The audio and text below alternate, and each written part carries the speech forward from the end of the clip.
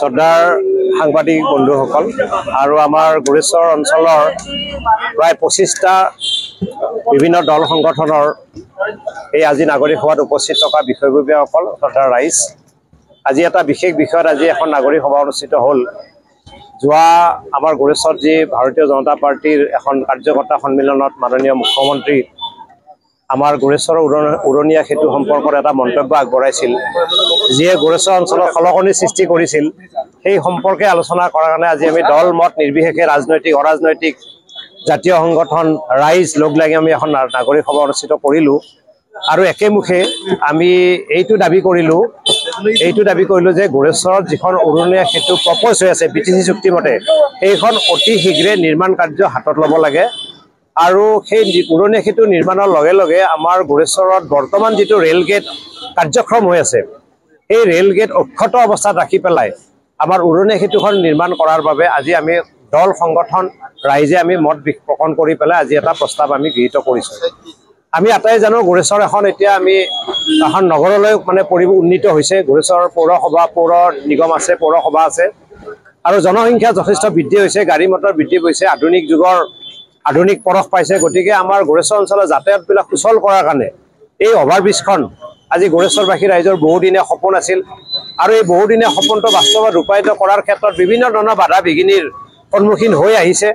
আজি 2010 চন মানৰ পৰা এই বিষয়টো আমি গোৰেশ্বৰবাসী ৰাইজে হ'ব বুলি পেলাই আশা পালি বহি আছিলোঁ, কিন্তু আজিলৈকে তাৰ বাস্তৱ যিটো ৰূপায়ণ, এই বাস্তৱ ৰূপায়ণটো হৈ উঠা নাই।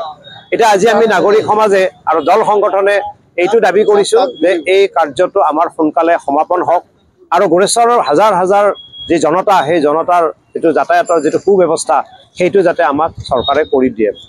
আৰু গোৰেশ্বৰত আমি এইটো কথাও আমি ক'ব লাগিব যে ব্যৱসায়ী সমিতি, গোৰেশ্বৰ এখন ব্যৱসায়িক অঞ্চল, আজিৰ নহয় আজি কেইবা দশক ধৰি গোৰেশ্বৰত এখন ব্যৱসায়িক অঞ্চল হিচাপে অসমত মানচিত্ৰত প্ৰতিষ্ঠিত হৈ আছে।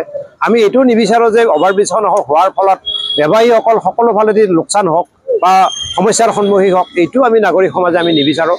তেওঁলোকৰ ব্যৱসায় চলি থাকিব লাগিব, কাৰণ ব্যৱসায়ী যদি নাথাকে এইখন নগৰ বুলি আমি কেনেকৈ ক'ব পাৰিম। গতিকে ব্যৱসায় চলিব লাগিব, ৰাইজৰ যাতায়াত সুচল হ'ব লাগিব, আৰু আমাৰ যিটো ৰেল গেট বৰ্তমান কাৰ্যক্ষম হৈ আছে, সেই ৰেল গেটো থাকিব লাগিব।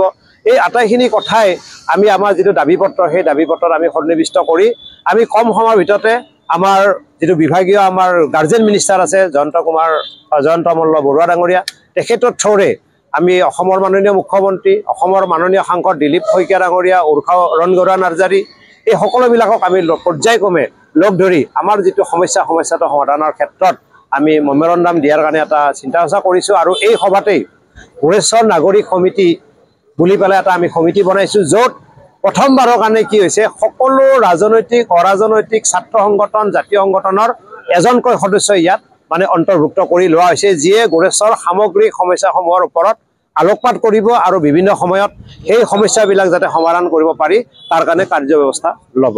এইখিনি আজিৰ সভাৰ উদ্দেশ্য।